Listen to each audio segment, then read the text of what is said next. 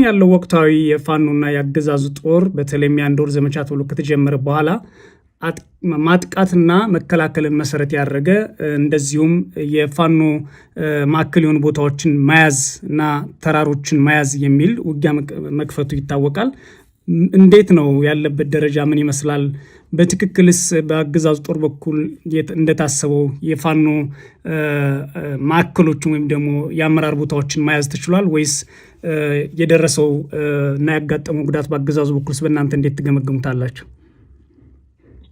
አመሰግናለሁ። እንግዲህ እነኚህ የ30 ቀን ዘመቻ የሚባለው ነገር ይሄ ጦርነት በይፋ ከጀመረበት ጊዜ ጀምሮ ማለትም የመከላከያ ሰራዊቱ ይፋዊ ጥሪ በክልሉ መንግስት ተደርጎለት ሙሉ በሙሉ ክልሉ በወታደራዊ አገዛዝ ስር ከወደቀ ጊዜ ጀምሮ ላለፉት 3 ዓመታት በተደጋጋሚ ሲታወጅ የቆየ ነው።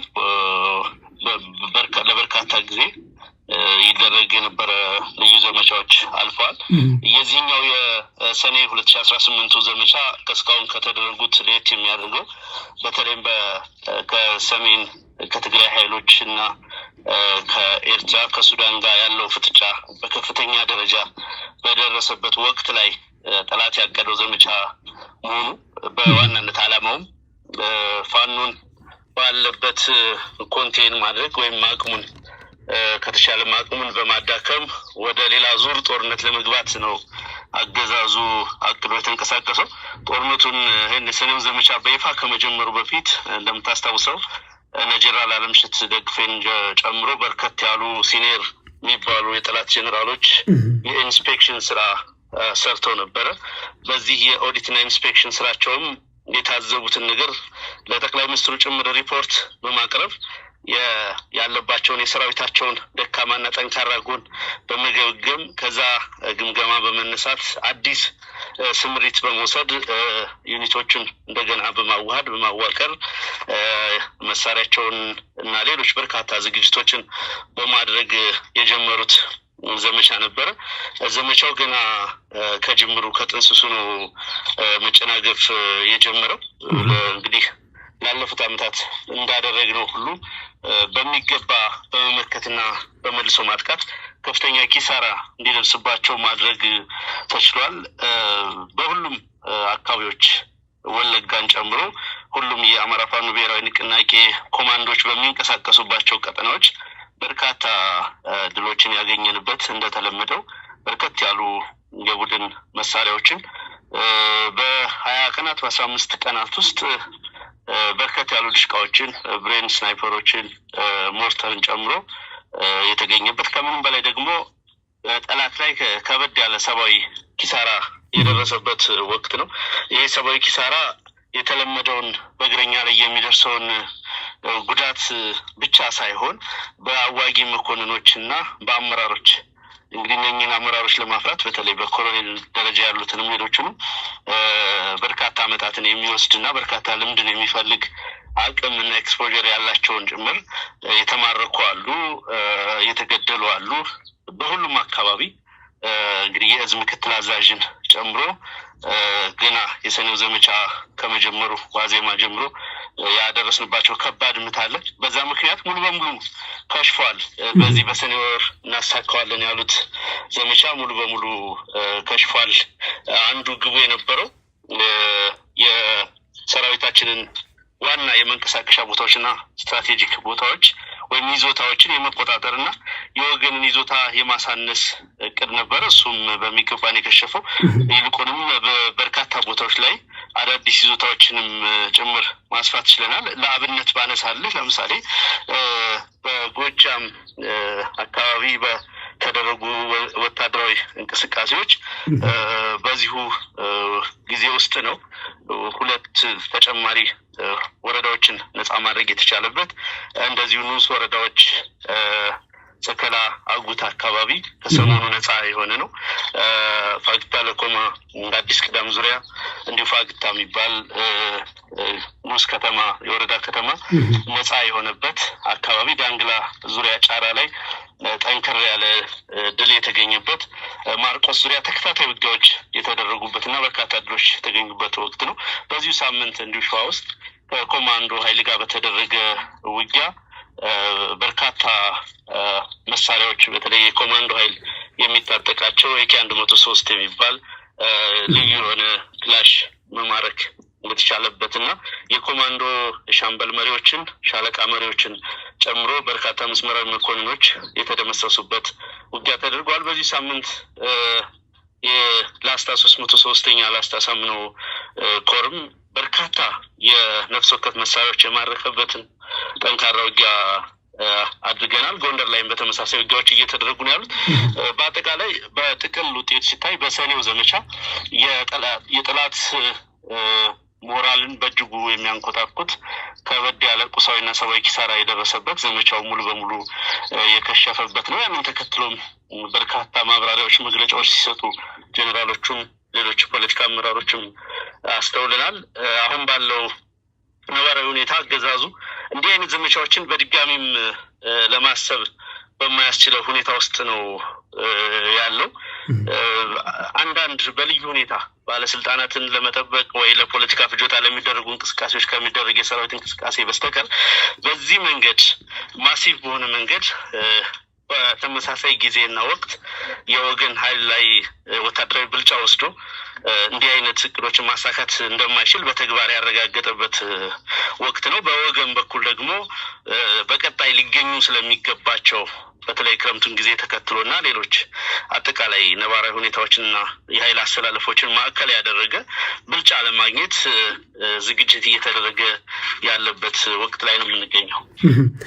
አስረስ እንግዲህ ኢትዮጵያ በግብርና ላይ ነው አብዛኛው ኑሮውን የመሰረተው ወይም ደግሞ ኢኮኖሚው በዛ የሚንቀሳቀስ ነውና ይሄ በ3 ወር በ2 ወር በአንድ ወር ወይም ሰኔ ሲመጣ ሐምሌ ሲመጣ የሚደረገው ያገዛዙ የጦርነት እቅድ ባለፉት 3 ዓመታት እንዲሁም በ7 ዓመታት ውስጥ ባለው ቀጥሏል። 3 ዓመቱን ከናንተ ጋር ባደረገው ማለት ነው። ከዚህ ተነስተን ምናልባት ጦርነት መደበኛ ስራው አድርጓል ያገዛዝ ማለት ይቻላል ይህን ማሳያ ወስደን ወይስ እንደው ጦርነት ችግር ሲያጋጥመው ብቻ እያደረገው ያለው ወይም እናንተ ስተነኩስ ብቻ እያደረገው ያለው ነገር ነው ማለት ይቻላል? አገዛዙ ከጦርነት ውጭም መኖር እና መተንፈስ የሚችልም አይመስለኝም። በእኔ እምነት በተግባርም እየሆነ ያለው ይሄ ነው። ላለፉት 7-8 ዓመታት ጦርነትን እንደ ፕሮጀክት እያሰበ እያቀደ እየፈጸመ ከአንድ የጦርነት ሂደት ወደ ሌላ የጦርነት ሂደት እየተሸጋገረ ነው የቀጠለው። አገዛዙ በራሱ የሚያደርጋቸው ጦርነት በሌለባቸው ቦታዎች እንኳን ብሔሮች ወይ ብሔረሰቦች ወይ ጎሳዎች እንዲጋጩ ጭምር ግብዓት እያሟላ በግጭት ውስጥ እንዲኖር ነው የሆነው። የቀውስ አገዛዝ ነው። ብዙዎቹ ጦርነቶች ያው አንተም እንዳነሳው የምስት ጊዜን ጭምር መሰረት አድርገው ወይም ምንም ለማህበረሰቡ የግብርና ስራም ሆነ ለሌሎች ማህበራዊና ኢኮኖሚያዊ እንቅስቃሴዎች ታሳቢ ባልተደረገ መንገድ የሚደረጉ ናቸው። በነገራችን ላይ አይደለም በዘር ወቅት በክረምት ወቅት የሚደረግ ጦርነት ከክረምት በኋላ የተሰበሰበ ሰብልንና የእህል ክምርን ጭምር ለማቃጠል ወደኋላ የማይል ነው የአገዛዙ ሰራዊትና በዚህ ሚዛን ካየነው ለህዝብ ደንታ የሌለው ስልጣን ላይ መቆየቱን ብቻ ታሳቢ አድርጎ የሚንቀሳቀስ እንግዲህ ትላልቅ መንገዶችን ለምሳሌ ጎጃምን ከወሎ የሚያገናኘው ብቸኛ መንገድ ከመርጦ ለማርያም መካነ ሰላም የሚሄደው ሃይዌይ ከመጋቢት 6 1 ዓመቱ አልፏል። 1 ዓመት ከ4 ወር አካባቢ ሆኖታል ከተዘጋ። ከባህር ዳር ወደ ሞጣ የሚሄደው መስመር ለረጅም ወራት ተዘግቶ ከቆየ በኋላ ነው የተከፈተው። ይሄ አገዛዙ ለህዝቡ ኢኮኖሚያዊ እንቅስቃሴ ህዝቡ ምርቱን ወደ ከተማ አድርሶ መኖር ብቸኛ ምርጫው የሆነን ማህበረሰብ ለሚደርስበት ረሃብና እንግልት ምንም አይነት ቦታ የሌለው አገዛዝ መሆኑን በሚገባ የሚያመላክት ነው። ስራው ጦርነትን መምራት ነው። እቅድ የሚያወጣው ስለ ጦርነት ነው። በጀት የሚያጸድቀው ለጦርነት ነው።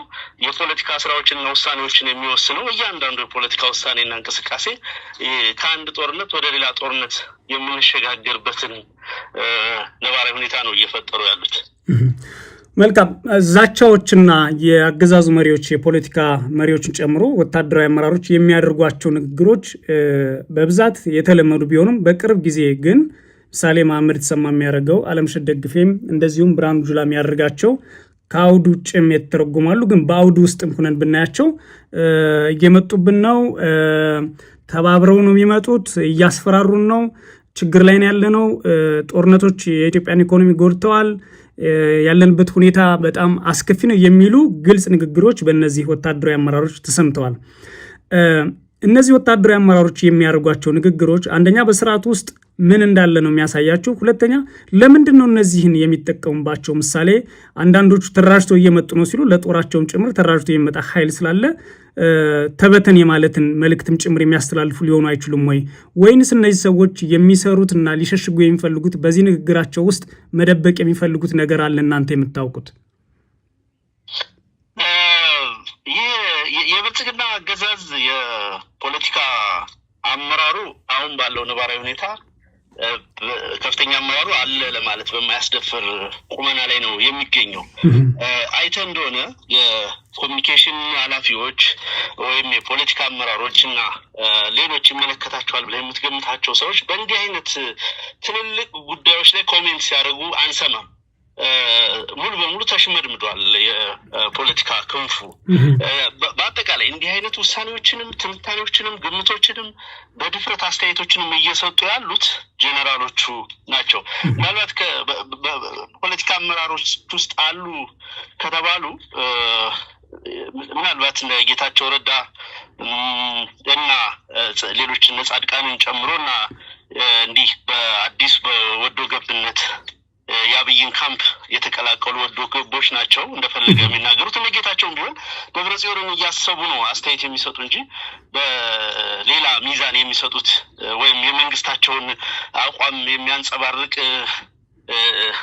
ንግግሮችና መልእክቶች ሲያስተላልፉ አታይም። ይሄ ከሁለት ነገር ነው በእኔ እምነት። አንደኛው የፖለቲካ አመራሩ ሙሉ በሙሉ ሽባ ከመሆኑ የተነሳ በእንዲህ አይነት ጉዳዮች ላይ በድፍረት ለመናገር የሚያበቃ ዝግጅት የለውም። የሚደረጉ የፖለቲካ እንቅስቃሴዎችና ውሳኔዎች አቋሞችም የሉም። እንደ ፓርቲ ወይም እንደ መንግስት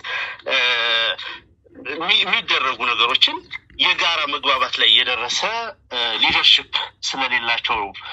ሁለተኛው የጦርነቱን ሬቶሪክ የጦርነቱን ትርክት ዴቨሎፕ ማድረግ አልቻሉም። በተለይ ከፋኖ ጋር የሚያደርጉት ጦርነት ከአማራ ህዝብ ጋር እያደረጉ ያሉት ጦርነት ፍጹም የሆነ በእነሱ አይን ምክንያት አልባ የሽብር ጦርነት ስለሆነ በጠላት በኩል አንዳችም አይነት ዓላማ ይዞ የተጀመረው ስላልሆነ አንድ አይነት ትርክት መገንባትና ማስረጽ አልቻሉም። ስለዚህ በተለያየ ጊዜ የተለያየ ነገር ነው ሲነገር የሚሰማው። ጦርነቱ የጀመረ አካባቢ ትጥቅ ለማስፈታት የጀመሩት ተራ የህግ ማስከበር ዘመቻ እንደሆነ ለማድረግ ተሞከረ። ታንክ ጭነው ዙ እየተኮሱ ቤም ሮኬቶች እያስወነጨፉ ብዙ መሳሪያዎችን ይዘው ጀመሩት። የያዙትን መሳሪያ ተረከብናቸው። ከዛም ቀጥለው ድሮኖችን መጠቀም ጀመሩ። ሰራዊታችን እና አመራራችን በእነኚህ ዘመናዊ ድሮኖች ጥቃት ሊበገር አልቻለም። ጦርነቱ ላይ አንዳች ለውጥ ማምጣት አልቻሉም። በፕሮፓጋንዳ ዋሻ ውስጥ ናቸው ያሉ፣ ቀብረናቸዋል፣ ገዳም ናቸው፣ እዚህ ገብተዋል የሚል ነገርና ነገሩን በጣም የማቃለል የፖለቲካ ፕሮፓጋንዳ ለመስራት ተሞከረ። እሱም አልሰራም። ሬዚስታንሱ ከፍ እያለ በሄደ ቁጥር ወደ ኮንቬንሽናል ጦርነት የማደግ የማሸነፍ አቋም ላይ እየደረሰ መሆኑን ሲያውቁ ደግሞ ላኪ እንዳለው ጦርነቱን የጀመሩ እነሱ እንዳልሆኑ ሁሉ አዋጅ አውጀው አስቸኳይ ጊዜ አዋጅ አውጀው በደብዳቤ በይፋ በእብሪት አንድን ሰፊ ቁጥር ያለው ህዝብ ለማንበርከክ የጀመሩት ጦርነት መሆኑን ዘነጉትና ጥቂት ወጣቶች ወይ ጥቂት ግለሰቦች በተላላኪነት ከሆነ ሀገር ተጉዘን መጠን የጀመርነውና የለኮስነው ትግል አስመስለው በተላላኪነት ለመፈረጅ ሙከራዎች ተደረጉ። አሁን በዚህ በሶስት በአራት ትርክቶች መካከል የሚዋዥቅ ነው ከብልጽግና አንጻር ይሄ ጦርነት። ስለዚህ አንዳችም አይነት ገዢ ትርክት መገንባትና ማስረጽ ባለመቻላቸው ምክንያት የተለያየ ነገር በተለያየ ጊዜ ተሰማለ። አንዳንዴ በተመሳሳይ ቀን ለምሸት ደግፈ የሆነ ነገር ሲናገር ተሰማዋለ። ብርሃኑ ላይ ሌላ ነገር ሊናገር ይችላል። ጀነራል መሐመድ ተሰማ ሌላ ነገር ሊናገር ይችላል። አንደኛው መጡብን በሚል በፍርሃት ሲናገር ልትሰማው ትችላለህ። ሌላኛው አጠፋናቸው ይላል።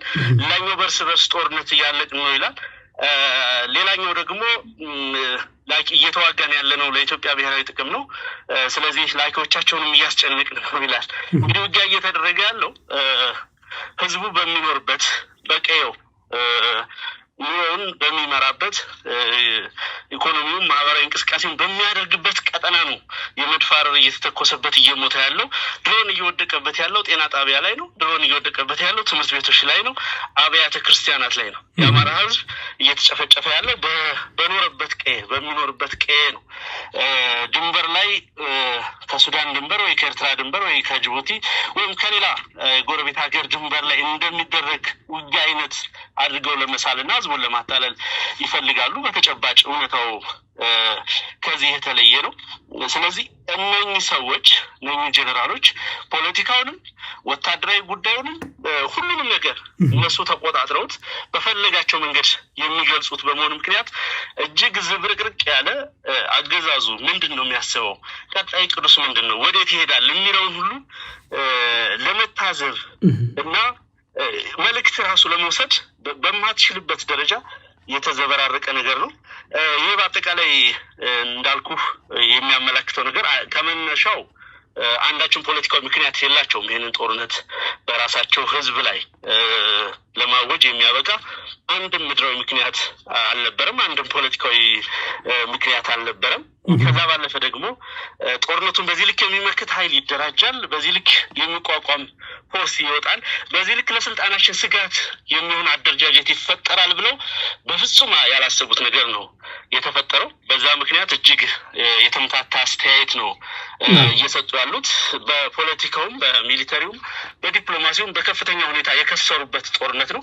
በመክሰር ብቻ የሚቆም ሳይሆን በመሸነፍ እንደሚያጠናቅቁት ጭምር እየገባቸው ሲመጣ እና ዓለም አቀፍ ጫናም ከቅርብ ጊዜ ወዲህ እያደረ መምጣቱን ተከትሎ ነው እንግዲህ እንዲህ አይነት አስተያየቶች መሰጠት ጀምሩ። ቢያንስ በከፊልም ቢሆን ጦርነቱ በሀገር ላይ እያደረሰ ያለውን ኪሳራ ከነሱ አፍ መስማታችን በአንድ በኩል ምን ያክል ህመሙ እየተሰማቸው እንደሆነ ማረጋገጥ የሚቻለው። በእርግጥ በዚህ ንግግራቸው አይጸኑ። አስረስ ምናልባት እዚህ ጋር አሁን ስታነሳው ምናልባት አሁን የምሳሌ በባለፈው የአገዛዙ ጠቅላይ ሚኒስትር አዲስ መንግስት እንደሚመሰርቱ በፓርላማ ተናግረዋል። በአንጻሩ ደግሞ የወረዳ በጀትን ጨምሮ አይደለም የክልልና የፌዴራል ሌሎችን ጨምሮ በዋናነት የሚያስተዳድረው ይህ የአገዛዙ የጦር ጀነራሎች ናቸው። ሪሶርሶችን በሙሉ የተቆጣጠሯቸው እነሱ ናቸው። እነዚህ የጦር መሪዎች ደግሞ ዝም ብሎ የጦር መሪ ብቻ ሳይሆን ሀብታሞችም ናቸው። ሀብታሞቹንም የሚያስተዳድሩ ናቸው። በውጭ ሀገራትም ጭምር አይስላንድ ደሴቶችን ጭምር የገዙ ጀነራሎች ያሉበት ኃይል ነው ያለው። በዚህ ሁኔታ ውስጥ ምን አይነት ስርዓት ነው በሚቀጥለው ሊገነባ የሚችለው? ወይስ አሁን ያለው የብልጽግና ስርዓት ምን አይነት ስርዓት ነው ማለት ይቻላል? ወታደራዊ ነው እንዳንል የሆነ መልክ ይዞ ምርጫ ላድርግ ነው፣ የሲቪል አስተዳደር አለኝ ይላል፣ ተቋማት አሉኝ ይላል። በአንጻሩ ደግሞ እነዛ ተቋማት ምሳሌ በአማራ ክልል በሌሎችም ኢቭን በደቡብ ክልል አብዛኛዎቹም በጀቶችም የሚተዳደሩት ዞኑም ወረዳውም ከተማ የሚስተዳደረው በኮማንድ ፖስትና ያ ኮማንድ ፖስትን የሚመሩት ደግሞ የአገዛዙ የጦር ጀነራሎች ናቸው። ምን አይነት ስርዓት ውስጥ ነው ያለው የኢትዮጵያ ህዝብ ብለህ ነው የምታስበው? በአጠቃላይ እንግዲህ ገና ምርጫ ለማድረግ ዝግጅት ባደረጉበት ጊዜ ጀምሮ በግልጽ ይፋ ያደረግነው ነገር አለ። የሀገር የቀውስ አገዛዝ ውስጥ ነው ያለ። በባህሪው ብዙ ነገሮችን የያዘ በአንድ በኩል የማፊያ አገዛዝ የሚመስል መልክ አለው። ለምሳሌ የአብይ አህመድ ጀነራሎች እና እነዚህ ጸጥታ ከፍተኛ አመራሮች የማዕድን ቦታዎችን የተቆጣጠሩ ናቸው። ትላልቅ የእርሻ ኢንቨስትመንቶችን የሚያስተዳድሩ ናቸው። አስመጭና ላኪ ንግድ ውስጥ የተሰማሩ ናቸው። በዱባይ እና በሌሎች ሀገራት ህንፃዎችን የሚገነቡ ቤቶችን የሚገዙ ናቸው። በጣም በበርካታ መንገድ በኢንስቲትዩሽን ሳይሆን በግለሰቦች ወይ በቡድኖች ፍላጎት እና ምኞት የሚሰራና የሚተዳደር አካሄድ ነው ያለው። ለምሳሌ ኮሪደር ልማት በሚል እየሰበሰቡ በዘፈቀደ በፈለጋቸው መጠን በፈለጋቸው ሬት ገንዘብ የሚሰበስቡ አንዳንድ የነጋዴዎችን አስረው እንረሽናቸዋለን በሚል በማስገደድ የሚወስድ የሽብር አገዛዝ ነው ያለው። በሌላ መልኩ ደግሞ ሙሉ በሙሉ የሳተላይት ስቴት የሚመስል ለሌሎች ሶስተኛ ሀገሮች መብትና ጥቅም ጂኦፖለቲካዊ ፍላጎት የተገዛ አገዛዝ ነው ያለው። አረብ ኤምሬቶችን ጨምሮ የተለያየ ፍላጎት ያላቸው ኃይሎች እዚህ በመንግስት ስም የተቀመጠው ስብስብ ላይ የፈለጋቸውን ፖሊሲ የሚተገብሩበት የኢትዮጵያን ሪሶርስ የኢትዮጵያን ተቋማት የኢትዮጵያን አጠቃላይ ሀብት ለግል ፍላጎታቸው ብቻ ሳይሆን በቀጠናው ለሚኖራቸው ፍላጎት ጭምር በግብዓትነት የሚያውሉበት በሶስተኛ ሀገሮች ለሚኖራቸው ጦርነት ሎጂስቲክስ የሚያጠራቅሙበት የሚያሰባስቡበት ነባራዊ ሁኔታ ነው ያለው። በአሁን ባለው ሁኔታ በግልጽ ምርጫ አለመደረጉን ጭምር በይፋ በማስረጃ ጭምር ከዚህ በፊት አረጋግጠናል። ስለዚህ የሚመሰረት መንግስት ወይም እንደ አዲስ የሚዋቀር ካቢኔ እንደ አዲስ የሚዋቀር ፓርላማ አለ ብለን አናምንም። በእኛ በኩል የኢትዮጵያ ሕዝብ በዛ ልክ ሁኔታውና ነባራዊ ሁኔታውን እንደሚረዳው እናምናለን። ስለዚህ የኢትዮጵያ መንግስት ከመንግስትነት ወደ መንግስት አልባነት የመቀየር ዋዜማ ላይ ነው ሀገሪቷ የምትገኘው። ይሄንን ታሳቢ ያደረገ እንቅስቃሴ ምንም አይነት የሌጂቲሜሲ ምንጭ ሳይኖረው ምንም አይነት የህጋዊነት ወይም የቅቡልነት ምንጭ ሳይኖረው በመሪነት እቀጥላለሁ የሚል የብልጽግና ቡድን ነው ሀገሩን በጉልበት ቀፍድዶ ይዞ ያለ። በሁሉም አካባቢ በደቡብም በምዕራብም በሰሜንም በምስራቅም መጠኑ ይለያይ እንጂ በሁሉም በበርካታ ቦታዎች በአስቸኳይ ጊዜ አዋጅ አንዳንዱ ጋር በተጻፈ በተደነገገ አንዳንዱ ጋር ደግሞ ባልተጻፈ ባልተደነገገ አስቸኳይ ጊዜ አዋጅ ነው ያለው። ያ ማለት የሀገሪቱ ፖሊሲ አስቀድሞ ኢህአዴግ ያወጣቸው ህገ መንግስቱን ጨምሮ በርካታ ህግጋት ተግባር ላይ እየዋሉ አይደለም። ህግ በሌለበት ስርዓት በሌለበት ደግሞ አንድን ቡድን በመንግስትነት መቀበል የሚቻል አይደለም። ስለዚህ ሙሉ በሙሉ መንግስት አልባ የመሆኑ ዋዜማ ላይ ስለሆነ ሀገሩ ለሌላ ለከፍ አደጋ ከመዳረጉ በፊት ሁሉም ኢትዮጵያውያን ኃይሎች ተረባርበው የሚያገዛዝ በማስወገድ በምትኩ ሁሉም ኃይሎች የሚስማሙበት የሽግግር መንግስት ማቋቋም ግዴታ የታሪክ ግዴታችን እንደሆነ የሚያመላክት ነባራዊ ሁኔታ ላይ እንዳለን ይሰማኛል።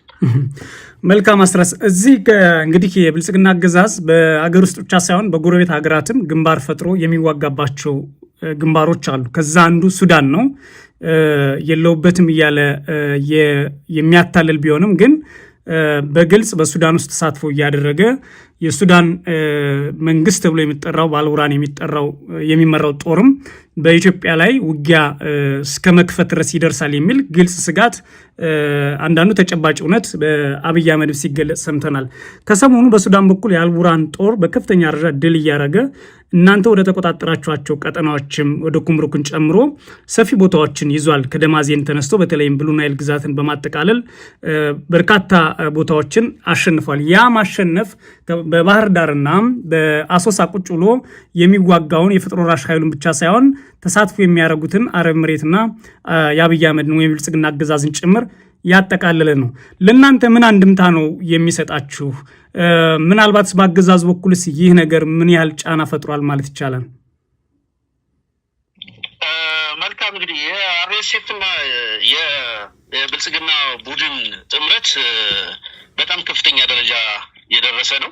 እንደሚታወቀው የሱዳኑ ፈጥኖ ደራሽ ኃይል ኢትዮጵያ ውስጥ የማሰልጠኛ ካምፖች አሉት። ከኢትዮጵያ መንግስት ከብልጽግና አገዛዝ የሎጂስቲክ ድጋፍ ይደረግለታል፣ የሰራዊት ድጋፍ ይደረግለታል። ከባህር ዳርና ከአሶሳ ኤርፖርቶች እና አየር ኃይሎች የሚነሱ የአረብ ኤምሬት ድሮኖች በተከታታይ የአልቡርሃን ሰራዊት ላይ ተከታታይ ጥቃቶችን ሲፈጽሙ ነው የቆዩት። ይሄ እንግዲህ አንዳንድ ትላልቅ ሚዲያዎች የሳተላይት ኢሜጅ ጭምር መረጃ እንዳገኙ አረጋግጠዋል። እኛ ደግሞ ባለን መረጃ መሰረት ያረጋገጥነው ሀቅ ነው። ከአረብ ኤምሬት በቀጥታ በክራይ እቃዎችን የሚያጓጉዙ እነ ኢሉዥን የመሳሰሉ አውሮፕላኖች በአርኤስኤፍ ኪራይ የተከራያቸው እቃዎችን የወታደራዊ ቁሳቁሶችን ባህር ዳርና አሶሳ ደብረ ዘይት ላይ እንደሚያራግፉ ይታወቃል። ከዛ በኋላ በተሽከርካሪ እንቅስቃሴ ይደረጋል። የአርኤስኤፍ ታጣቂዎች ቁስለኞች ድሬዳዋ ምስራቅ ሆስፒታል ይታከማሉ፣ አሶሳ ይታከማሉ፣ አዲስ አበባ ድረስ ሕክምና ይደረግላቸዋል።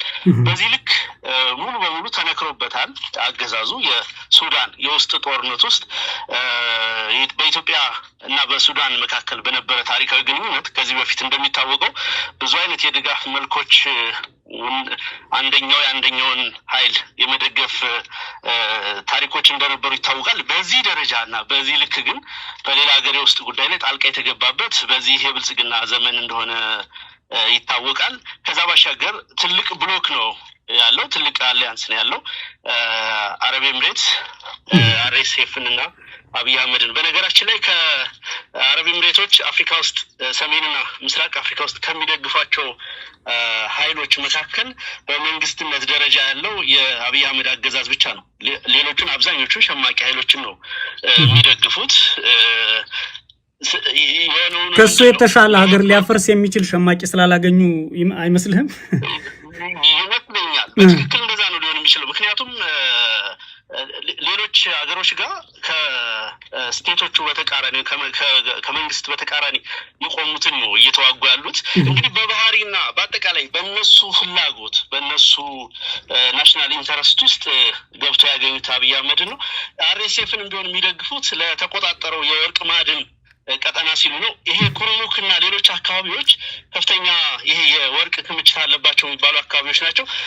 ሆኖስ ኤሚሬቶች እንግዲህ ይህንን ማዕድኑን ወደ ተቆጣጠረው ኃይል ሽፍት ሊያደርጉም ይችላሉ ማለት ነው። በዛ መመዘኛ ካየነውና ከዚህ ከትልቁ ኢሜጅ ከተነሳን በዚህ ረገድ በኤሚሬቶች እና በአርኤስኤፍ ላይ እየደረሰ ያለው ሽንፈት በተዘዋዋሪ ለእኛ እንደ ትልቅ ኦፖርቹኒቲ ወይም እንደ ትልቅ መልካም አጋጣሚ ሊወሰድ የሚችል ነው። ምክንያቱም ሁሉም የአብይ አህመድ የድሮን ተተኳሽ ወጪዎች፣ የድሮን ነዳጅ ወጪዎች ከፍተኛ ወጪ የሚያስወጡት የሚሸፈኑት በኤሚሬቶች ነው። ኤሚሬቶች ደግሞ አብይን የሚደግፉበት አንደኛው አርኤስኤፍን አሲስት ለማድረግ እንዲችል ስለሆነ በዛ በኩል ያለው የአርኤስኤፍ መሸነፍ እጃቸውን በከፊልም ቢሆን እንዲሰበስቡ ምክንያት ሊሆን ይችላል። ስለዚህ በየቀኑ በድሮን የሚያልቀው ህዝባችን በየቀኑ ከፍተኛ ጥቃት በድሮን የሚፈጸምበት ሰራዊታችን እፎይታ የማግኘት እድል ስላለው በአጠቃላይ በቀጠናው ያለው የአንደኛው ኃይል መሸነፍ የኃይል ሚዛኑን በከፍተኛ ሁኔታ ያዛባዋል ብዬ ነው የማስበው። ለእኛ አድቫንቴጅ እንዳለው ነው የሚሰማኝ። ከወንጀለኛነት አንጻር ይሄ አገዛዝ ዘረፈጅ አገዛዝ ነው፣ ያየ ነው፣ የተመሰከረለት ነው። አሁን ደግሞ የተጣመራቸውም ኃይሎች ምሳሌ በሱዳን ፈጥኖ ደራሽ ኃይሉም ተመሳይ በግልጽ የዘር ማጥፋት መፈጸሙን በኤልፋሽር ከተማ በተፈጸመ ከበባ የዘር ማጥፋት ወንጀል እንደፈጸመ የተባበሩት መንግስታት ድርጅት ከሰሞኑ አዲስ ሪፖርት አውጥቷል። የዘር ማጥፋት ወንጀልን፣ የጦር ወንጀልን እና ሌሎችን የሚያሟላ ነው ብሏል። በዚህም ደግሞ በትብብር ውስጥ የነበሩ ኃይሎች ሙሉ ተጠያቂ እንዲሆኑ ማዕቀቦች እንዲጣሉባቸው ጭምር ሪኮሜንዴሽን አቅርቧል። ይሄ በተባበሩት መንግስታት ድርጅት ባለፈው ሳምንት የወጣ ነው። ከዚህ አንጻር ይህ አገዛዝ ወንጀልን ወይም ንጹሃን ለጉዳት ማድረስን ጸረ ዓለም አቀፍ ህጎችና ደግሞ እሴቶች የሆኑ ነገሮችን መፈጸሙ እናንተ ስትናገሩት ወይም የምትታገሉበትና በአማራ ህዝብ በሌላው ህዝብ ላይ በትግራይ ህዝብ ላይ በኦሮሞ ህዝብ ላይ የሚፈጽማቸውን ፍጅቶች ጭምር የሚያሳይ ይመስለኛል። እና ምን አይነት መልካም ነገር ይኖረዋል ጫና በማሳደር ባለም አቀፍ ማህበረሰብ በኩል የዚህ ከአርኤስኤፍ ከኤምሬት እና ከአብይ አህመድ ጋር ተያይዞ በኤልፋሽር የተፈጸመው ዓለም አቀፍ ወንጀልና ከእናንተ ጋር ያለው ነገር? ቢያንስ በስቴትመንት ደረጃ በዚህ ልክ ዲክሌር መደረጉ ትልቅ ዲፕሎማሲያዊ ድል እንደሆነ ይሰማኛል በእኔ በኩል። ምክንያቱም በዝምታ ነው እስካሁን ዓለም እየተመለከተ ያለው። እውነት ለመናገር የእኛም ብቻ አይደለም የሱዳንንም ቢሆን እየደረሰ ያለውን ሰብአዊ መብት ጥሰት ተገቢ ትኩረትና ጆሮ አግኝቷል ብዬ አላምንም። በእርግጥ ከዚህ የገዘፉ አጀንዳዎችና የጦርነት ክስተቶች ነበሩ። የእስራኤልና የአሜሪካ ኢራን ዋር ነበር። የእስራኤልና ሊባኖን የሂዝቦላ ጋር የተደረገው ጦርነት አለ። የፍልስጤሙ ጉዳይ አለ። የዩክሬን ራሽያ ጦርነት አለ። እንደ አጋጣሚ ሆኖ በትላልቅ ጦርነቶች እየተደረጉ ያሉበት ወቅት ላይ በመገኘታችን ሊሆን ይችላል፣ በሌላም ምክንያት ሊሆን ይችላል በቂ ትኩረት አላገኝም። በዚህ ልክ ሱዳንን ጉዳይ ትኩረት ማግኘቱ በአንድ በኩል ተባባሪዎቹን አብይ አህመድን ጨምሮ ተባባሪዎቹ ኃይሎች ከዚህ ተጠያቂነት ውስጥ ሊስት ውስጥ መግባት እንዳለባቸው በዚህ ልክ እየታመነበት መመጣቱ ትልቅ ትኩረትን የሚስብ ነው። ነገር ግን ያው ትልቁ ፕሌየር አረብ ኤሚሬቶች ናቸው በሱዳን ጦርነት ውስጥ። እነሱ ደግሞ እንደሚታወቀው የአሜሪካኖችና የእስራኤሎቹ ኢንተረስት ጋር በተገናኘ በተለይ በባህረ ሰላጤው አገራት ባላቸው መልክዓ ፖለቲካዊ ጥቅም ምክንያት እነሱን ላለመንካት ያልተጻፈ መርህ የሚከተሉ ይመስለኛል እንጂ እስካሁንም ድረስ ለነሱ የተሰወረ ሆኖ አይደለም። ስለዚህ የአሜሪካ ቅምጥል ነች አረብ ኤሚሬት። በዛ ምክንያት ገፍተው ላሄዱበት ይችላሉ። ነገር ግን በዚህ የሰብአዊ መብት ተሟጋቾች አክቲቪስቶች በአጠቃላይ በዚህ ጉዳይ ላይ ተከታታይ ርብርብ ካደረጉ ራሱ ሲስተሙ የአሜሪካንም ሆነ ሌሎች ሀገራት የሚገኘው የሀገራቱ ኢንስቲትዩሽኖች ጭምር ስለሚታገሉበት አጀንዳም ስለሚያደርጉት ለውጥ ሊገኝበት ይችላል። እንደ መንግስት ካየው ደግሞ መንግስታት እስካሁን ባሉት ዓለም አቀፍ ቻርተሮች የሰብአዊ መብት ቻርተሮችና ስምምነቶች አብዛኞቹ ሀገራት የፈረሟቸው ሁለት ግዴታዎች ነው የሚጣሉባቸው። በአንድ በኩል የሰብአዊ መብትን ጥሰት አለመፈጸም ነው። በሌላ በኩል ደግሞ የሰብአዊ መብት ፕሮቴክሽን ማድረግ ወይም ጥበቃ ማድረግ ነው። ስለዚህ ሁለቱንም ግዴታዎች ነው እየጣሱ ያሉት አረብ ኤሚሬቶችም ሆነ የብልጽግና አገዛዝ እነዚህን ሁለት ግዴታዎች በተደራራቢነት እየጣሱ ነው ያሉት። ይሄ ደግሞ እየተፈጸመው ሌላኛውን ዓለም አቀፍ ፕሪንሲፕል ሶቨርኒቲን ጭምር በጣሰ መንገድ ነው እንግዲህ በሶስተኛ ሀገር ላይ። ስለዚህ ይህንን ሁሉ ትርምስና አጠቃላይ ቀውስ እየተፈጸመ ዝም ማለት በአጠቃላይ የዩኤንን አሰራርና የስታብሊሽመንቱን ጭምር የሚያናጋ መሆኑ በደንብ ትኩረት ተሰጥቶ ሊሰራበት የሚገባው ጉዳይ ነው። እስካሁን በሚገባ አልተሰራበትም። የራሱ የአፍሪካ ቀንድ ቀውስና ትርምስ ደግሞ ለአውሮፓ ሀገራትና ለሌሎች በስደተኛነትም በሌላም መንገድ በአንድም በሌላ መንገድ ያው ቀውሱ ዳፋው እነሱንም ጭምር የማይለቅ መሆኑ መታወቅ አለበት። ይህንን በመስራት ረገድ በማጋለጥ በኩል ግን በቀጠናው ያለው ኃይሎች ትብብር፣ የተደራጀ ሪፖርት፣ የእናንተ የሚዲያዎች ተሳትፎ ደግሞ በእጅጉ ነገሩን መልክ ለማስያዝ ጠቀሜታ አለው። ቢያንስ ግን አሁን አንተ ባነሳው ሪፖርት ልክ ነገሮች በዚህ ልክ መጠቀስ መጀመራቸው ተባባሪዎችን ጭምር የሚያመላክት ነገር መቀመጡ በቀላሉ የሚወሰድ ነገር አይደለም። ይህንን ነገር በደንብ ካፒታላይዝ ማድረግና መስራት በጣም ያስፈልጋል ብዬ ነው የማምነው። በእኛ በኩል ባለን መዋቅር በውጭ ጉዳይ መምሪያውም ሆነ በሌሎች መምሪያዎቻችን በኩል በጉዳዩ ላይ በትኩረት ለመስራት በቂ ዝግጅት እያደረግንበት ነው የምንገኘው። የሆነው የምለው በዚህ ጉዳይ ላይ ከሰሞኑ የድርጅታችሁ ሊቀመንበር አርበኛ ዘመነ ካሴ እንዲሁም ደግሞ ወታደራዊ አዛዡ ጀነራል ተፈራ ማሞ በሚዲያ እና በመድረክ ያደርጓቸው ንግግሮች የብዙዎችን ትኩረት የሳቡ ናቸው። በዋናነት አርበኛ ዘመነ ካሴ ያነሳቸውና ከትብብር አንጻር የጠቀሰው ነገር ብዙዎቹን ትኩረት የሳበ ነው። የአማራ አብዮት መነሳትና የፕሪቶሪያ ስምምነትን የተመለከተው አንዱና ዋናው ነው። ይህንን ነገር ምናልባት አስረስ በትክክል የአማራ አብዮት መነሳት ከብልጽግና አካሄድ አንጻር ሊደረጉ የሚችሉ አማራን የማጥፋት ወይም ሌላውን ሕዝብ የማጥፋት ከቀይ ባህር እስከ ሸዋ አዲስ አበባ ድረስ እንደ አዲስ እንሰራዋለን ያሉትን ሀገር የማኮላሸት ሚና እንዳለው ብዙዎች ሲነጋገሩበት አይተናል። ትብብሮቹም ሆኑ እነዚህ ፖለቲካዊ ውሳኔዎች በአገዛዙ ላይ የሚያመጡት ጫና ምን ያክል ነው? በእናንተ በሰራዊታችሁና በድርጅታችሁ በኩልስ የሚፈጥሩት አቅም ምን ያህል ነው ብለህ ታስባለህ? እንግዲህ ከአገዛዙ ባህሪ ስንነሳ ቅድም ለመግለጽ እንደሞከርኩት በቃል የቀውስ አገዛዝ ነው። ይሄ አገዛዝ ቀውስ ከሌለ፣ ትርምስ ከሌለ፣ የእርስ በርስ ጦርነት ከሌለ ሰርቫይቭ ማድረግ የማይችል አገዛዝ ነው። ይህን የምለው ለምንድን ነው? አንድ መንግስት እንደ መንግስት ለመቀጠል ዴሊቨር የሚያደርጋቸው ነገሮች፣ ለህዝብ የሚሰጣቸው ነገሮች፣ የሚያቀርባቸው አገልግሎቶች ሊኖሩ ይገባል። የልማት ጥያቄ መመለስ ይገባዋል። የፖለቲካ ጥያቄ መመለስ ይገባዋል። ሌላም የህዝብን ሰላምና ደህንነት ማስከበር ይገባዋል።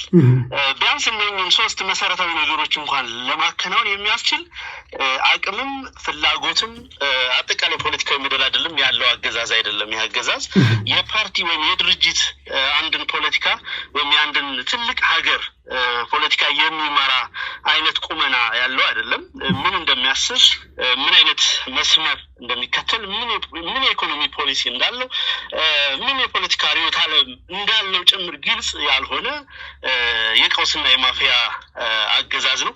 ስለዚህ ይሄንን ስታብሊሽመንቱን ይሄንን ኮንስቲትዩንሲውን 100% የሚያሳጣው ነው የአማራ ትግል ወይም የፋኖ ትግል ለመከላከል ከመጥፋት ለመዳን እየተደረገ ያለ ትግልም ቢሆን በውጤቱ የሚያሳካቸው ነገሮች ግን ለኢትዮጵያ ዘላቂ ሰላም ሊፈጥር የሚችል ነው።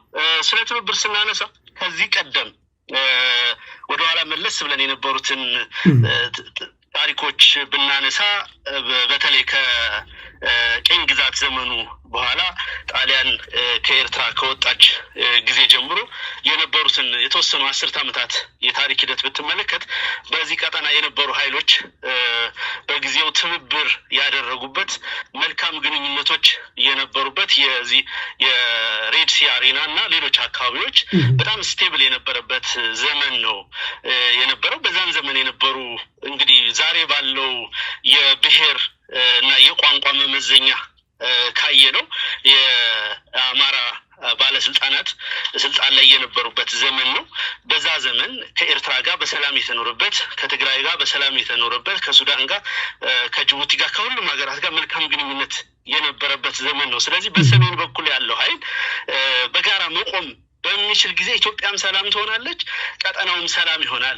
ስለዚህ ይሄ ሰላም ደግሞ የብልጽግናን አገዛዝ እረፍት ይነሳዋል። ምክንያቱም ይሄ ሰላም ካለ፣ ይሄ ስቴቢሊቲ ካለ፣ ይሄ ኢኮኖሚክ ኮኦፕሬሽን ካለ ስልጣን ላይ መቆየት የማይችል ይሆናል፣ ቅቡልነት የማይኖረው ይሆናል። ስለዚህ በዚህ ምክንያት ትብብሩ ሆነ ራሱ የአማራ ጥያቄ የአማራ ትግል ይዞት የሚመጣው ውጤት አጠቃላይ እስካሁን የነበረብንን ትርምስና የውስጥ ግጭት በመዋቅር ደረጃ ያለውን አሰራር እና ሬቶሪክ የሚቀይር ከመሆኑ ጋር ተያይዞ ከፍተኛ ስጋት ነው የሚፈጥር በጠላት በኩል እንደ ኢትዮጵያውያን እና በአጠቃላይ ደግሞ ትብብሩን ለሚፈልጉ ኃይሎች ለዘመናት ዘላቂ ሰላምን መፍጠር የሚችል ትብብር ነው። አንዱ በጣም በከፍተኛ ሁኔታ የሚያስቃዣቸው ጉዳይና 10 ጊዜም እንደው አንዳንዴ ተጨባጭም እንደው እዚህ ግባ የሚባልም ነገር መሬት ላይ በሌለበት ሁኔታ ገና በትርክት ደረጃ ያለውን ነገር በዚህ ልክ በስጋት እንዲያዩት ምክንያት የሆናቸው ነገር ውጤቱን ሲያስቡት ከፍተኛ ፍርሃት ስለሚያስከትልባቸው ይመስለኛል። ጀነራል ተፈራ ማሞ ከኢትዮጵያ ኃይሎች ጋር የሚደረገው ትብብር ግልጽ ነው። እሱም የአማራን ሕዝብም ሆነ ሌሎችን ሕዝቦችን አብሮ ለማኖር የሚደረግ ነው። ለእኛ ከትግራይ በላይ የሚቀርበን የለም፣ ለትግራይም ከኛ በላይ የሚቀርባቸው የለም የሚል ግልጽ ንግግር አድርጓል። ሌሎች ኃይሎችም ጭምር እናስተባብራለን፣ ምንም ይህ ወደፊት ወደኋላ የምንልበት አይደለም በሚል በሚዲያ ከሰሞኑ ተናግረዋል። ብልጽግና በዚህ ሂደት ላይ ይሄው አንድ ላይ ሊመጡ ነው የሚሉት አንድ ላይ ሊኖሩ ነው የሚለውን ጭምር የሚያካትት አይመስልህም? ወይስ አንድ መሆኑና ህዝቡ አለመዋጋቱና ህዝቡ ወደ ጠላትነት አለመሄዱ በዚህ ደረጃ የሚረብሸው ከምን ስነ ልቦና እና ከምን የፖለቲካ ግቡ ተነስቶ ይመስላል? አይተህ እንደሆነ ጠቅላይ ሚኒስትሩ በፓርላማ ባደረገው ንግግር ውስጥ በአንድ ክልል ውስጥ ህዝብ በሰላም መኖሩ ራሱ እንደሚያስገርመው እንደሚያስቆጨውም ጭምር በሚገልጽ ቶን ነው ሲናገር የነበረው። አማራ ክልል ከሚኖረው አማራ ይልቅ ኦሮሚያ ክልል የሚኖረው አማራ በሰላም እየኖረ ነው። ትግራይ ክልል ከሚኖረው ትግራይ ይልቅ ከትግራይ ውጭ ያለው ትግራይ በሰላም እየኖረ ነው በሚል ልክ ከአማራ ክልል ውጭ ያለ አማራ ውሎ ማደሩ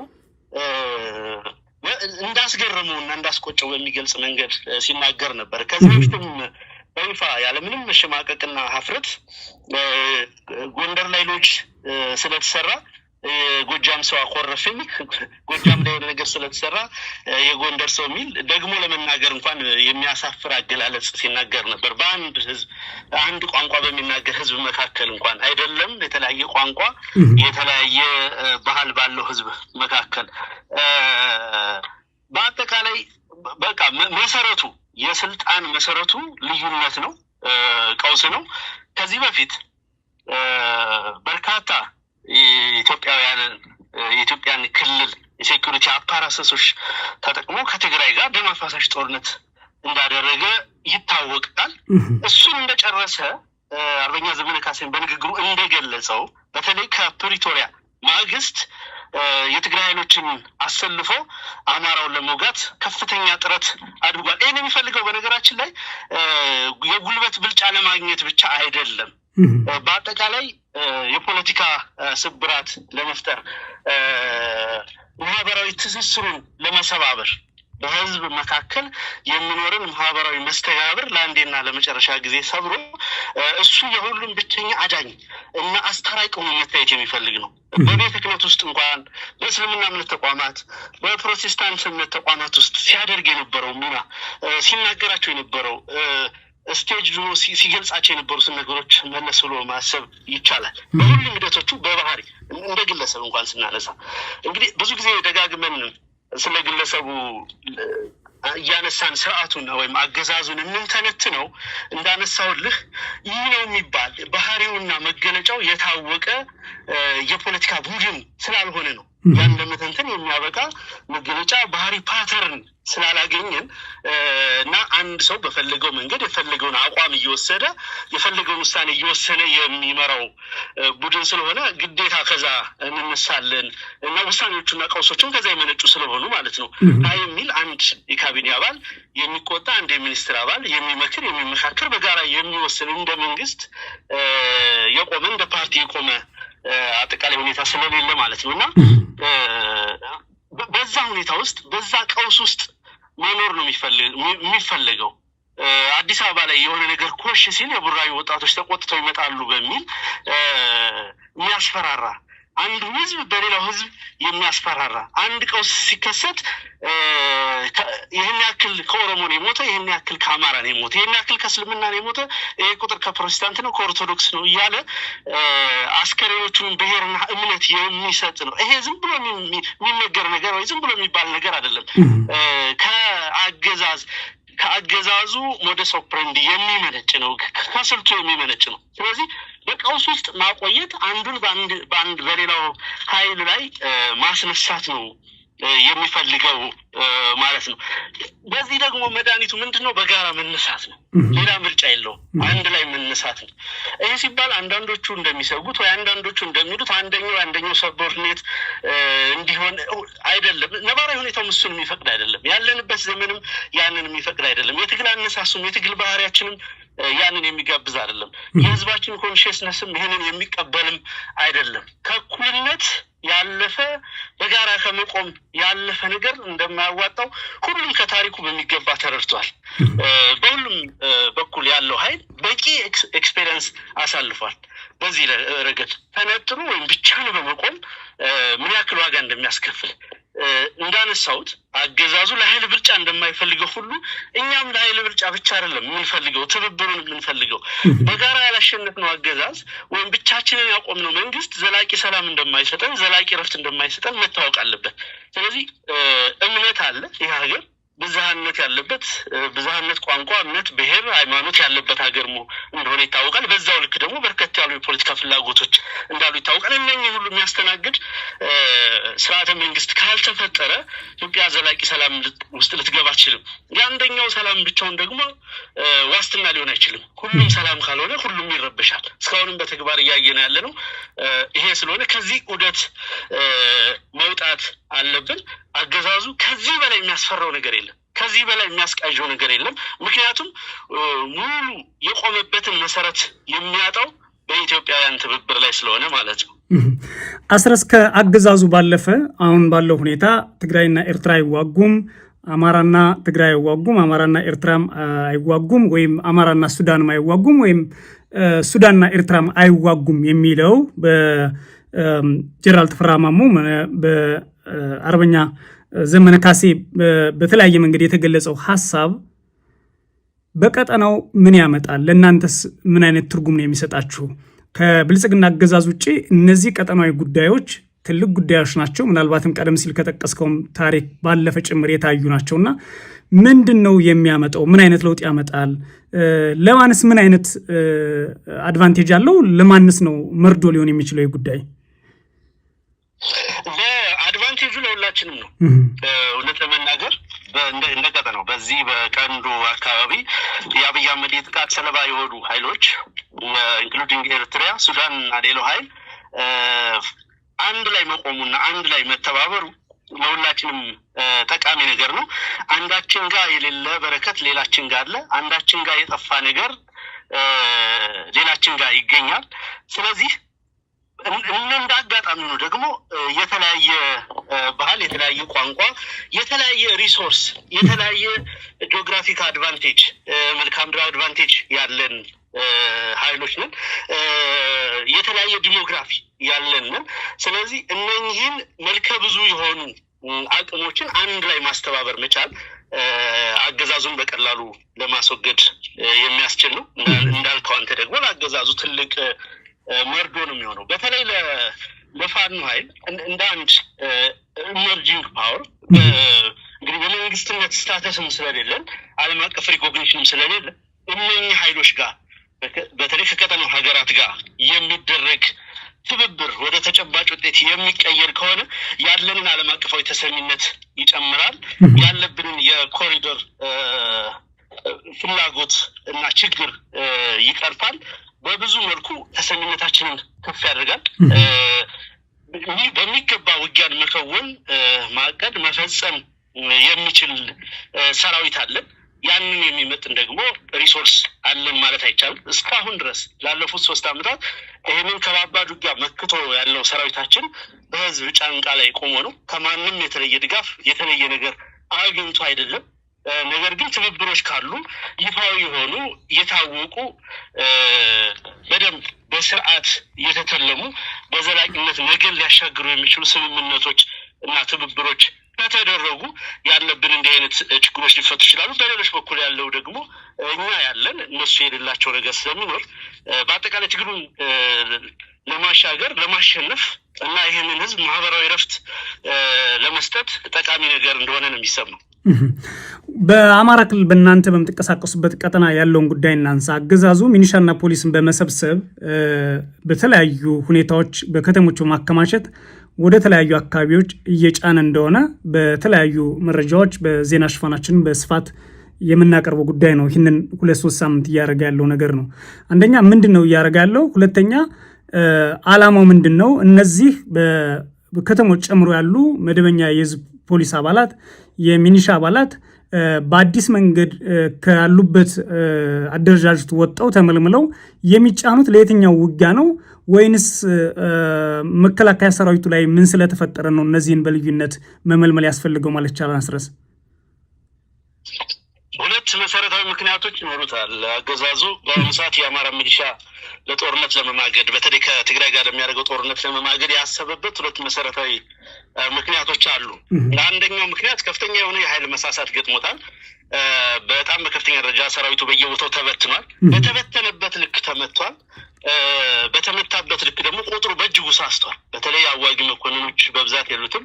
እግረኛ በየቀኑ በሺዎች ነው እየሞተ ያለው፣ እየተማረከ ያለው፣ እየከዳ ያለው፣ ከነመሳሪያው እኛን እየተቀላቀለ ያለው ቁጥሩ በቀላሉ የሚገልጽ አይደለም። ስለዚህ የኃይል መሳሳት ስለገጠመው እሱን ለመተካት አንደኛው ምክንያት ነው። ሁለተኛው መሰረታዊ ምክንያት ቅድም ስናነሳ እንደነበረው አንድን ጦርነት ሲያደርግ ሌላን የፖለቲካ ኃይል ወይም ሌላን ህዝብ በሌላኛው ላይ ማስነሳትን እንደ ትልቅ ግብ ይዞ የሚንቀሳቀስ አገዛዝ ነው። አገዛዝ እንግዲህ መንግስት ነን ካለ መለዮ ለባሽ፣ ዩኒፎርም ለባሽ፣ ደሞዝ ተከፋይ፣ ፔሮልድ የሆነ የተደራጀ መከላከያ ሰራዊት አለኝ የሚል አገዛዝ ገበሬዎችን ከእርሻ ማሳቸው እያፈናቀለ ከየቤታቸው እያፈነ ጦርነት መማገድ ባልነበረበት ነበር። ነገር ግን ሁለተኛው ምክንያት ይህን የሚያደርግበት እንደ ከዚህ ቀደሙ ህዝብን ከህዝብ በማጋጨት የጦርነቱን ትርክትና መልክ በመቀየር የህዝብ ለህዝብ ጦርነት በማስመሰል አንድ ላይ እንዳይነሱበት ትግራይና አማራ ህዝብ ወይ ትግራይሎችና አማራ ኃይሎች ትግራይና የኦሮሞ ኃይልና የአማራ ኃይል አንድ ላይ በአገዛዙ ላይ መክሮ ዘክሮ እንዳይነሳበት ለማድረግ እንደ ትልቅ መሰናክል በማሰብ ነው ብዬ ነው የማምነው። በነገራችን ላይ የአማራ ገበሬ በሚሊሻነት ስም ለኢትዮጵያ ብሔራዊ ጥቅም ለዘመናት ሲዋደቅ ነው የኖረው። የሩቁን የአድዋውንና የአርበኝነት ዘመኑን ብንቶ እንኳን ከሶማሊያው ወረራ 1969 በነበረው ወረራ ወቅት በ3 ወራት ዝግጅት ነው የዚያድ ባሬን ግዙፍ ሰራዊት በመገርሰስ የሀገሩን ዳር ድንበር ማስከበር የቻለው። ያ የገበሬ ሰራዊት ግን የፖለቲካ ቁማር ተቆምሮበት ጦርነቱ በተጠናቀቀ ማግስት በቀይ ሽብር፣ ነጭ ሽብር፣ የፖለቲካ ስብራት በርካታ የአማራ ልሂቃን ማለቃቸው የሚታወቅ ነው። አንዳችም እንደ አማራ ምንም አይነት ፖለቲካዊ ትርፍ ያላተረፍንበት ይልቁንም ምሁራኖቻችን በገፍ የተጨፈጨፉበት ነው እንደሚታወቀው። ከዛ በኋላ በባድመ ጦርነት እንዲሁ ዝግጅት ባልተደረገበት ጦርነት ውስጥ ተማግዶ በርካታ የአማራ ገበሬ በሚሊሻ ስም ከፍተኛ የሆነ ህይወት ብዙ ሺህ ህይወቶች ገብሮ በኋላ የሆነው ነገር የሚታወቅ ነው። በቅርብ ጊዜውም የሚታወቅ ነው። አሁንም በተመሳሳይ በገበሬው ደምና አጥንት አርሶ ልጆቹን በሚያስተዳድረው በሚኖረው ገበሬ ደምና አጥንት የፖለቲካ ፍላጎታቸውን ሊያሟሉ የሚፈልጉ የብልጽግና ቡድኖች የሚያደርጉት ጥሪ ነው። መልካሙ ነገር በዚህኛው ዙር አርሶ አደሩ ሚሊሻ የሚባለውም ነቅቷል። ሌላው ቀርቶ ፖሊስና አድማ ብተና የሚባለው ለሰሜን ጦርነት ትሄዳላችሁ ተብሎ በሚጠረነፍበት ጊዜ ጥርናፌ እየሳተ በገፍ እየወጣ አንዳንዱ እየተታኮሰም ጭምር የወገንን እህል እየተቀላቀለ ነው ያለ። ዛሬ ፋኖ የሌለበት ቀበሌ የለም፣ ፋኖ የሌለበት ቦታ የለም። በሁሉም የአማራ ክልል አካባቢዎች ባለው ሰራዊታችን ይሄንን አቀባበል እንዲያደርግ የውስጥ መመሪያ ተላልፏል። ስለዚህ በዛ መሰረት ተገዶ ከመዝመት ይልቅ ወዶ ለነጻነት መሞት የተመረጠና የተቀደሰ ነገር ስለሆነ ሚሊሻ፣ ፖሊስ፣ አድማ ብተና እና ሌላው ማንኛውም ለሰሜን ጦርነት እየተመለመለ ያለ አማራ የፋኖን ሰራዊት እንዲቀላቀል በዚህ አጋጣሚ ጥሪም ማቅረብ ፈልጋለሁ። አስረስ በተለያዩ ጊዜያት በሚደረጉ ንግግሮች ለባለሀብቶች ወይም ባንዳ ለሆኑ ሰዎች ካሊያም ትግሉን አልደገፉም ለተባሉ ሰዎች የሚተላለፉ መልእክቶች አሉ። ከሰሞኑን አርበኛ ዘመነ ካሴ ካስተላለፉ መልእክት ውስጥ ጳጳሳት፣ ቄሶች፣ ሼኮችና በአሞሌ ጨው ወይም በመላሹ የሚተዳደሩ ሰዎችን ጠርቶ አትድከሙ የሚል በግልጽ ስም ባይጠቅስም በዚህ ደረጃ ያቀረባቸው ሀሳቦች አሉ። አሁንም ትግላችሁ በእንደዚህ አይነት ሁኔታ እየተፈተነ እንደሆነ የሚያሳይ ነው የሚል ተጨባጭ ነጥብ ይመስለኛልና በእናንተ በድርጅታችሁ ደረጃ ይህን ነገር እንዴት ነው? በእርግጥስ በአሁኑ ሰዓትም ቢሆን የብልጽግና አገዛዝ እነዚህን ሽማግሌዎች፣ የሃይማኖት ሰዎች ወይም ባለሀብቶችን በመጠቀም ከእናንተ እየፈለገ ያለው ነገር ምንድን ነው ብላችሁን የገመገማችሁት? ልክ ነው። አርበኛ ዘመነ ካሴ እንደገለጸው አሁን የጠቀሳቸውም ስብስቦች ሆነ ሌሎቹም በተላላኪነት በእጅጉ ትግሉን ለመፈተን ጥረት ሲደረግ ነው የቆየው። ችግሮቹ አሁንም ድረስ አሉ። በተለይ ከዚህ ቀደም የአሮጌው የብአዴን አገዛዝ ጡረት በተለያየ መንገድ ከስልጣን የተገለሉና አንዳንድ የፖለቲካ በዚህ ትግል ውስጥ ደግሞ በጣም የተሳሳተ አንዳንዱ በመታበይ አንዳንዱ ደግሞ በትክክልም በአፍራሽነት ሌላው ደግሞ የሰፈሩን ልጅ ለማንገስ በብዙ ምክንያት እጃቸውን ለማስገባት የሚጥሩ አሉ። ደግሞ ብቻቸውን አይደለም፣ ባለሀብቶችን፣ ገንዘብ ያላቸውን ደላሎችን በአንድም በሌላ መንገድ ከብልጽግና ጋር ቁርኝት ያላቸውን ሰዎች አስከትለው በብዙ ቦታዎች በሁሉም አካባቢዎች እየፈተኑ ነው። አንዳንዱ አካባቢ ቀላል የማይባል ጉዳትም ለማድረስ ሞክረዋል። መልካሙ ነገር ምንድን ነው? እንዲህ አይነት ነገር አልፏል። ትግሉ አይጎትቱም፣ ጉዳት አያደርሱም እያልኩ አይደለም። ጉዳት ያደርሳሉ፣ የተለያዩ ጎታች ነገሮችን ሊፈጽሙ ይችላሉ። ነገር ግን የትግሉ ባለቤት ትውልድ ሆኗል። በብዙ ዋጋ፣ በብዙ ጥረት፣ በብዙ ሂደት የተደራጀ የሰለጠነ ያወቀ በጣም በርካታ ቁጥር ያለው ሰራዊትና ሊደርሽፕ ነው ያለው። ስለዚህ የአንዱ መዛል ወይ የአንዱ መስነፍ ወይ የአንዱ መክዳት የአንዱ መውስለት ጠቅላላ ትግሉን የሚገለው አይደለም።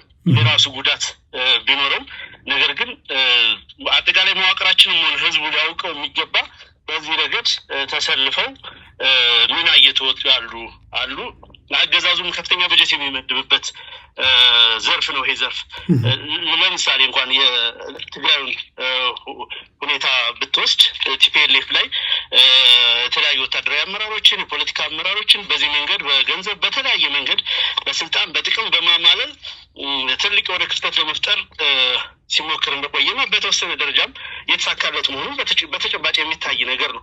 በተመሳሳይ ፋኖ ውስጥም ይህንን ነገር ለመተግበር ርብርብ እየተደረገ ነው ያለው። በመቶ ሚሊዮኖች ተበጅተው እንዲህ አይነት እንቅስቃሴዎች በተለያየ ቦታ እየተደረጉ ነው ያሉት። ድርጅታችን እንግዲህ በደህንነት መዋቅር በኩል ጥናት ላይ የተመሰረተ መረጃና ማስረጃ ላይ የተመሰረቱ እርምጃዎችን መውሰዱን ይቀጥላል። አጠቃላይ መዋቅሩ እና ህዝቡ ግን ማወቅ ያለበት እንዲህ አይነት እንቅስቃሴዎች በጣም ፈታኝ እና አደገኛ እንቅስቃሴዎች በተጨባጭ ያሉና የደረስንባቸው በመሆኑ ጥንቃቄ እንድናደርግና ትግልም እንድናደርግ በየደረጃው ማሳሰብ እወዳለሁ። ምናልባት አሁን በትግራይም የተሳካለት ብለን ከምንጠቅሳቸው ውስጥ አንዱ የገንዘብ እና የሌሎች አቅም ሊሆን ይችላል። ግን ደግሞ መሰረታዊ ነገር የውስጥ ሁኔታም ነው። አስረስ አንተም እንደምታውቀው በውስጥ በድርጅቶች ውስጥ የሚፈጠሩ ችግሮችም ለአገዛዙ ግልጽ በር የሚከፍቱ ናቸውና አሁን በእናንተም በአፋብን ውስጥም በተለይም በጎጃም አካባቢም ተጣልታችኋን፣ አመራር ለአመራር ግጭት አለ እያሉ ስማቸውን እየጠቀሱ ከፍተኛ ፕሮፓጋንዳ የሚሰሩ አሉ። የምናውቀው ነገር እኛ አለ ወይስ የለም የሚለውን በግልጽ ብናውቀው ብዙ ነው። ግን በእርግጥ ከትግሉ ውጭ ባለም ጉዳይ ጭምር ይሁን ወይም በትግሉ ሂደት ውስጥ ጸብ አለ ወይ በእናንተ ውስጥ? ይህስ ከየት የመነጨ ነው? ምናልባት ይህንን የሚያወሩትስ ምን ዓላማ አንግብ አድርገው ነው ብለህ ታስባለህ አስረስ? መልካም እንግዲህ ያው በትግል እንቅስቃሴ ውስጥ የሀሳብ መጋጨት ይኖራል። በተለይ ደግሞ ጠመንጃ የተሸከምን ሰዎች ነን። ለምንመራው የትጥቅ ትግል ነው። የትጥቅ ትግል ያው በየቀኑ ሰው የሚወድቅበት የሰው ህይወትም ጭምር ላይ ኃላፊነት የምትወስድበት የምትመራበት ሁኔታ ስላለ በአሰራር የሚነሱ ጭቅጭቆች ይኖራሉ አሉ፣ ተፈጥሯዊ ናቸው። ነገር ግን ከልኩ ያለፈ ነገር የለም። የሚንገባገብበትና የሚወራበት ዓላማ ግን ድርጅታዊ ስንጥቅ መፍጠር ስለሚፈለግ ነው። ለምንድን ነው መሰለ ያንን የምልህ? ለምሳሌ እኔ ከአንዳንድ ዲፕሎማቶች ሳይቀር እንዲህ አይነት ነገር እንደሚጠይቅ ሰማሁኝ። ለምሳሌ በአንተና በአርበኛ ዘመነ ካሴ መካከል የለየለት ጠብ አለ ብሎ የሚያነሳ አለ። እንደዚህ አይነት ሜሞችም በብልጽግና ፕሮፓጋንዲስቶች በኩል ሲሰሩ አያለው። ይሄ ፍጹም ሀሰት ነው። ፍጹም ሀሰት ነው። ምንም አይነት ችግር የለም። አይደለም ለወሬ የሚበቃ ለምንም ነገር ምልክትም የለም። እንደዚህ አይነት ችግሮች ማለት ነው። ለምንድነው የሚያነሳውልህ? የሚፈለግበት ፐርፐዝ ወሬው እንዲራገብ አጀንዳው በዘሊክ እንዲነዛ የሚፈለግበት ፐርፐዝ በተቋም ውስጥ ስንጥቅ መፍጠር፣ ልዩነት መፍጠር፣ አንጃ መፍጠር ነው። በጣም ከረጅም ጊዜ ጥረት በኋላ በብዙ ድካም የመሰረት ነው የአማራ ፋኖ ብሔራዊ ንቅናቄ በብዙ ወገኖች ቅን ፍላጎት በብዙ ወገኖች ድጋፍ ማለት ነው። ስለዚህ ይሄ ድርጅት ስንጥቅ ተፈጥሮበት ለሁለት ለሶስት ተሰንጥቆ ተከፍሎ አንዳች ነገር ይመጣል ብሎ ይጠብቃል የጠላት ኃይል። ስለዚህ ያ እንዲሳካ ሀሰተኛ ወሬዎች እየተፈበረኩ ይሰራጫሉ።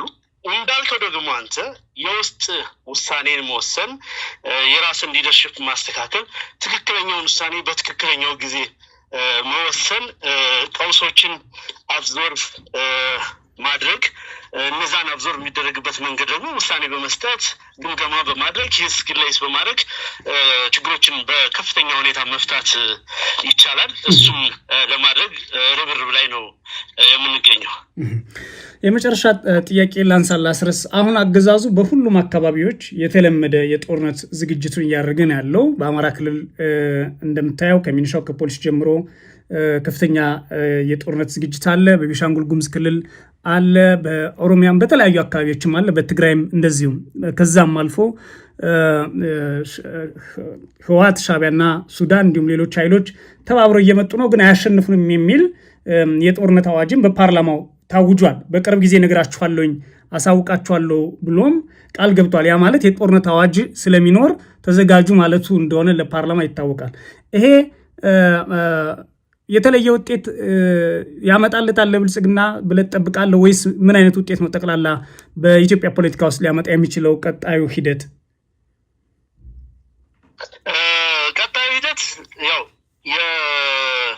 የብልጽግናን እድሜ ሙሉ በሙሉ ሊያጠናቅቅ ነው የሚችለው።